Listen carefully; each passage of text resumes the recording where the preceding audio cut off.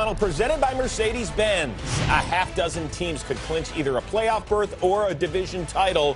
Who solidified their plans for January and who still has work to do in the good old month of December? The Jets can stop printing those Trevor Lawrence jerseys, at least for now. Team famous for cover zero now has win number 1. What does it mean to the draft order and the NFC West standings? Also, with Patrick Mahomes in town, the Saints would have to be at the top of their game. Could Drew Brees bounce back from his worst start ever to lead a fantastic finish? Let's find out right now. Hi, everybody, and welcome once again to Game Day Final, presented by our good friends at Mercedes-Benz. I am Chris Rose. Here it is, Week 15. 6 teams could either clinch a playoff berth or a division crown, and only one of those things happened on Sunday. We'll tell you which one it was, but let's start with a pair of teams that already punched their ticket to the postseason dance in January. Saints trying to clinch the NFC South with a win over the Super Bowl champion Kansas City Chiefs. That means Patrick Mahomes is in town, and you saw number 9 Drew Brees back after missing 4 games with 11 broken ribs and a bruised lung as well. That just sounds horrible.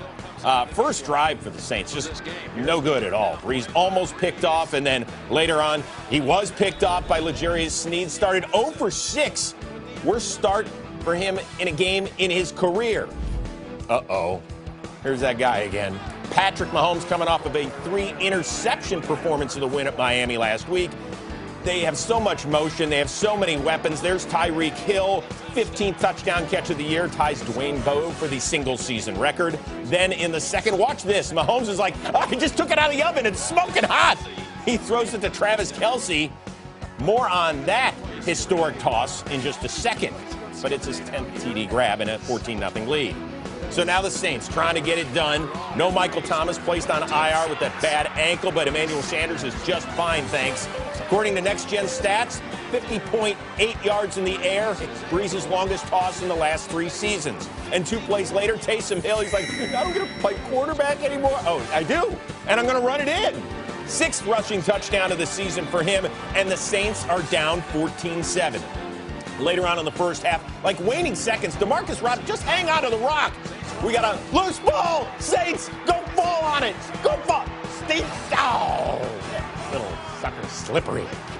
Alex Anzalone got his hands on it. He just couldn't cradle it. They get 2 points for the safety, but Drew Brees was like, yeah, yo. Down 14-9 at the break. Third quarter, same score. Brees looking for Jared Cook and Tyrann Mathieu, who has a career-high 6 picks, almost got 7, grew up in New Orleans, had his first career interception in that building, can't get his paws on it. Why is that so big?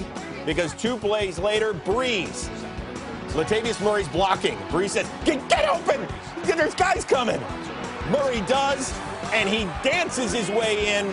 Failed 2-point try, but the Saints have their first lead of the game. Unfortunately, Patrick Mahomes got the ball back, and I got to be honest, I thought he was throwing this one away. So did Jim Nance. So I'm in good company. Hello, friends. Mecole Hardman somehow dragged 1 and 2 and kicked the dirt as well. Chiefs reclaim the lead 21-15. Fourth quarter, Cameron Jordan and Andrew Wiley get into it, and Cam Jordan, who's one of the great guys in the NFL, throws a punch, the refs say, and so 94 is done. This is a team that was getting pressure on Mahomes with their front 4, but they're missing one of their studs. So then Mahomes is like, here, you take it, to Le'Veon Bell, who works his way in for the 12-yard score. 2-point try is good. Chiefs are up 2 touchdowns. Mahomes, it looks like he's playing in the backyard. Now, if you have a field looking like that in the backyard, invite me over for New Year's. We'll party it up.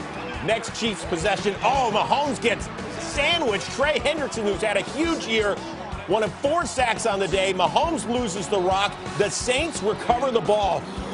Mahomes says that was a bummer. Saints coming back. Brees to Alvin Kamara. He gets in from 14 yards out, had almost 100 scrimmage yards, and the Saints are back within a score. Ensuing Chiefs possession inside the Saints 10, Clyde Edwards-Helaire, who grew up in Baton Rouge, injures his hip and leg. The first rounder had to be helped from the field. X-rays negative. More tests on Monday. Here come the Saints, though, after a field goal by the Chiefs. That's little Jordan Humphrey, not to be confused with big Jordan Humphrey. And the Saints are within 3. But now the Chiefs, with under 2 to go, Le'Veon Bell on 2nd and 5. Look at the patience. That was his trademark in Pittsburgh. DeMario Davis can't get him down. Drew Brees and the Saints have now lost back-to-back games after a 9-game winning streak. Chiefs 13-1 and still the number 1 seed in the AFC. Time now for our next-gen stats powered by AWS. We showed you the touchdown pass. Get out there to Kelsey. Half of second. Fastest completion of the season in the NFL. A half second. Look at that. Unbelievable. The Chiefs, they're so creative, and they are so good. All right. Week 16 kicks off on Christmas Day, Friday. Vikings and Saints here on NFL Network, Fox, and Amazon Prime Video. Kickoff at 3:30 Eastern. Pregame here on the network at 2:30 Eastern.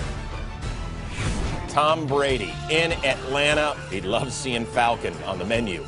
6-0 against him, including that 28-3 come from behind Super Bowl 51 win. And you want me? Matt Ryan's like, shut up, fat boy. Just do the highlights. We came out smoking. No Julio Jones with a bad hammy. Ryan hits Russell Gage. He went 6 of 6 for 71 yards on the opening drive. Then Ryan to Calvin Ridley on his 26th birthday, who joined Isaac Bruce and Tom Fears, guys with 10 catches and a touchdown on their birthday. And the Falcons were up 17-zip at the break, in part because their defense was balling and giving Brady all sorts of headaches. 60 yards in the first half, a sack by Deion Jones. Then Sherrod Niesman gets in there. And then Brady, when he had receivers open, overlaunches Chris Godwin. So down 17. Come on, Tommy. Tommy, we got a half still to go. And it's the Falcons. They're going to let you back in this thing. It's still a 17-point deficit. Brady to Mike Evans, who had his first 100-yard game since week 4. Then 2 plays later, it's Brady to Chris Godwin, who gladly gave up his number for Brady, so Brady called his on this play. And they're within 10. After an Atlanta 3-and-out, Brady to... Anybody had a Gronk sighting lately? Me Gronk. Me catch football. Oh, that is nice. A pitch and catch of 17 yards over Aluakon, who had great defensive position, but that's a future Hall of Famer you're battling. Then later in the drive, remember, no Ronald Jones. He's on the COVID list. So Leonard Fournette, a healthy scratch last week, scratched his itch on Sunday. 49 yards and a pair of rushing touchdowns. Tampa down 3. They would add a field goal to make it 24-24. But now Atlanta driving in the 4th. 3rd and 6. Ryan pressured and sacked by Devin White, who has become a flat-out stud. Younghoe Koo connected from 52, so Atlanta's up 3. But the Bucs get the ball back. They're in Atlanta territory, and Matt Ryan's like, I've seen this. Oh, no. Antonio Brown on the business end.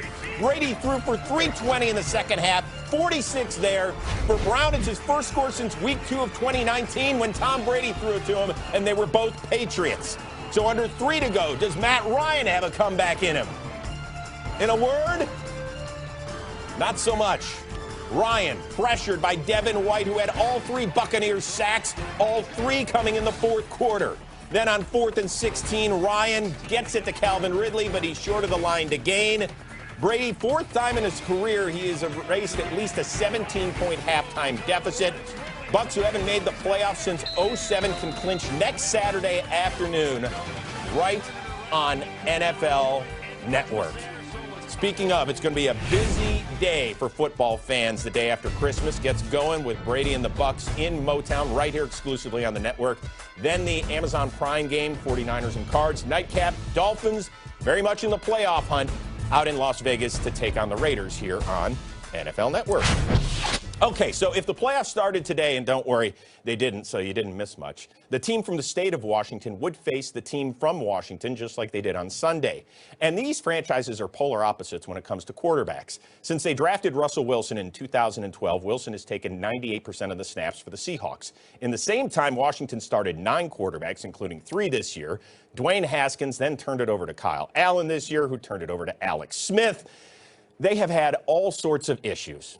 Now Smith is hurt, so Dwayne Haskins is back as the starter. He was so inept after the first month, he was inactive the next 5 games, and in some cases, he didn't even travel. But Washington still had the NFC East lead coming into this game. Seattle, with a win, would clinch a playoff berth. How would Haskins look with Alex Smith and that ailing calf? Rusty. He had the play sheet on his wrist. I don't know what play they dialed up, but I can't imagine this was on his wrist. The tip ball and then the Shaq Griffin INT.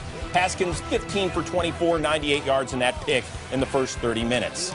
10 plays later, Russell Wilson to Jacob Hollister for his lone TD toss of the day. In fact, he threw for a season-low 121.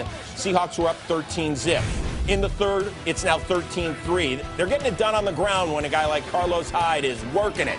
On 2nd and 1, it's Seattle's longest run from scrimmage this season. They ran for 181 as a team. They're up 20-3.